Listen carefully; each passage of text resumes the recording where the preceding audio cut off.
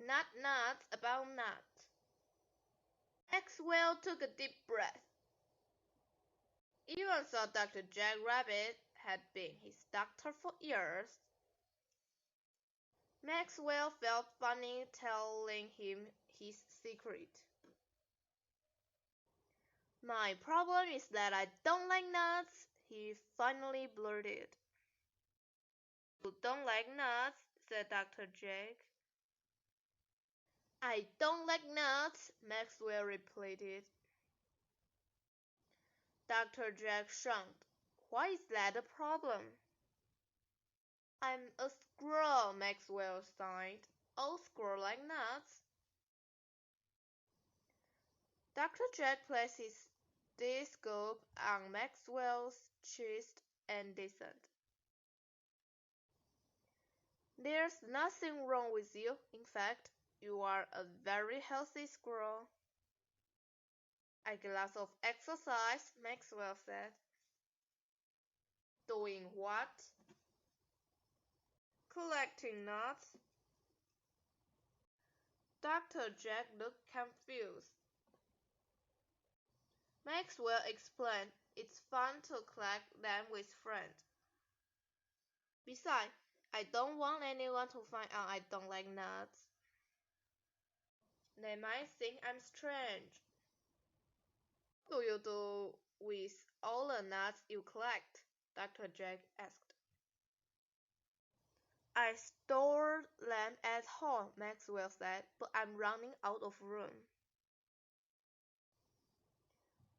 That's what I'm here, to find out how to like nuts. Dr. Jack shook his head. I'm afraid I can't help you. All the way home, Maxwell thought about his problem. He was glad that Dr. Jack didn't think he was strange. Once home, Maxwell stared at all the nuts. They were everywhere. On his table, under his bed, beneath the couch cushions. It will take an army to eat all of them. That's it, Maxwell cried.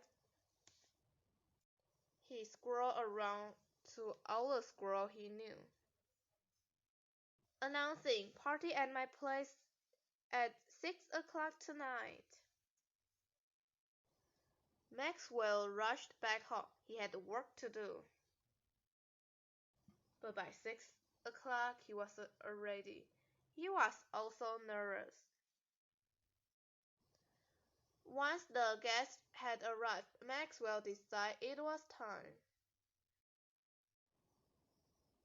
He went over to a huge pile of nuts in the middle of his nest and pulled out 3 nuts.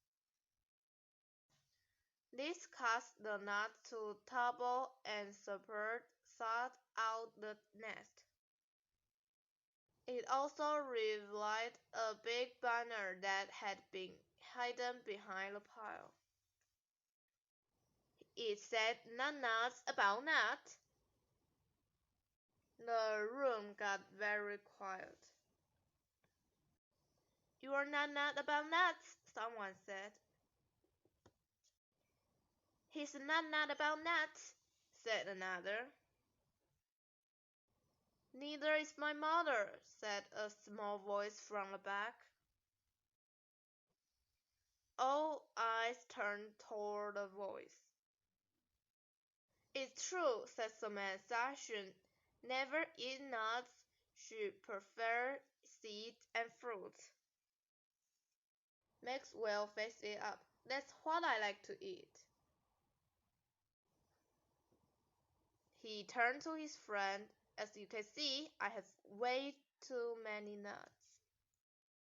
I was hoping you'd eat them for me." The squirrel cheered. They stayed and ate all the nuts. Everyone had a great time. Samantha came over the next day.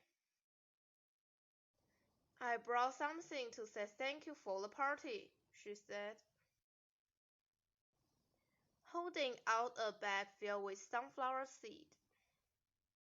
Maxwell smiled. "Thank you," he said. "Seeds are one thing I'm not about."